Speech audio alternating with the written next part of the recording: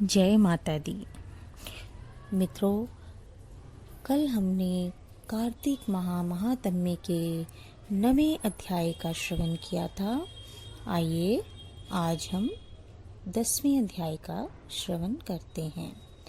बोलिए श्री हरि विष्णु भगवान की जय, माता लक्ष्मी की जय।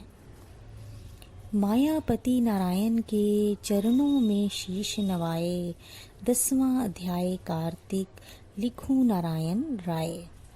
राजा पृथु बोले, हे ऋषि श्रेष्ठ नारद जी, आपको प्रणाम है। कृपया अब यह बताने की कृपया कीजिए कि जब भगवान शंकर ने अपने मस्तक के तेज को क्षीर सागर में डाला तो उस समय क्या हुआ। नारद जी बोले, हे राजन, जब भगवान शंकर ने अपना वह तेज क्षीर सागर में डाल दिया तो उस समय वह शीघ्र ही बालक होकर सागर के संगम पर बैठकर संसार को भय देने वाला रुदन करने लगे। उनके रुदन से संपूर्ण जगत व्याकुल हो उठा, लोकपाल भी व्याकुल हो गए, चराचर चलायमान हो गया। शंकर सुवन के रुदन से संपूर्ण ब्रह्मांड व्याकुल हो गया। यह देखकर सभी देवता और ऋषि मुनि व्याकुल होकर ब्रह्मा जी की शरण में गए और उन्हें प्रणाम कर उनकी स्तुति करने लगे। उन सभी ने ब्रह्मा जी से कहा, हे पितामह, यह तो बहुत ही विकट परिस्थिति उत्पन्न हो गई है। हे महायोगिन, इसको नष्ट कीजिए। देवताओं के मुख से इस प्रकार सुनकर ब्रह्मा जी सत्यलोक से उतरकर उस बालक को देखने के लिए सागर तट पर आए। सागर ने ब्रह्मा जी को आता हुआ देखकर उनको प्रणाम किया और बालक को उठाकर उनकी गोद में दिया।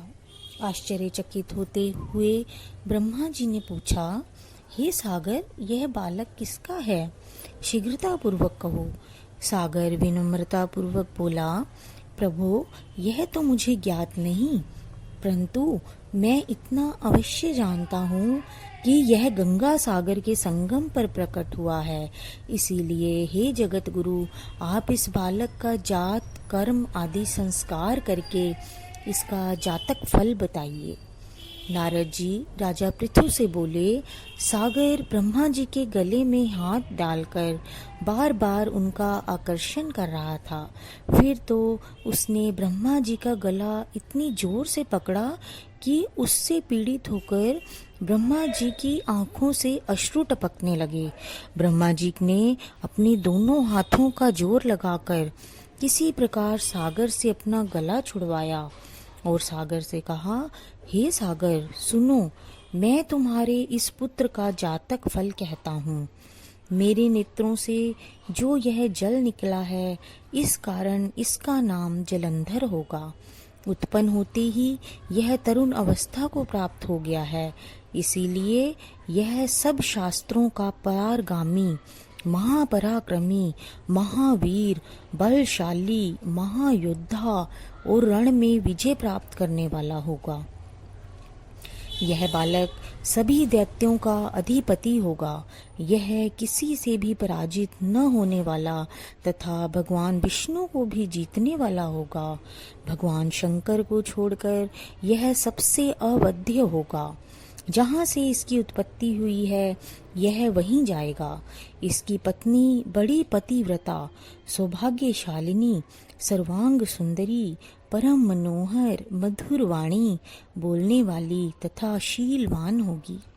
सागर से इस प्रकार कहकर ब्रह्मा जी ने शुक्राचार्य को बुलाया और उनके हाथों से बालक का राज्याभिषेक करवाकर स्वयं अंतर ध्यान हो गए। बालक को देखकर सागर की प्रसन्नता की सीमा न रही। वह हर्षित मन से घर आ गया। फिर सागर में उस बालक का लालन पालन कर उसे पुष्ट किया।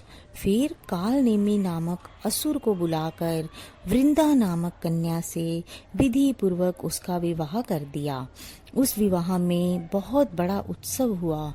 श्री शुक्राचार्य के प्रभाव से पत्नी सहित जलंधर दैत्यों का राजा हो गया। मित्रों, यहीं पर कार्तिक महात्म्य के 10वें अध्याय का समापन हुआ। बोलिए श्री हरि विष्णु भगवान की जय। मित्रों, आगे के अध्याय सुनने के लिए मेरे चैनल को सब्सक्राइब, लाइक और शेयर अवश्य कीजिए। धन्यवाद।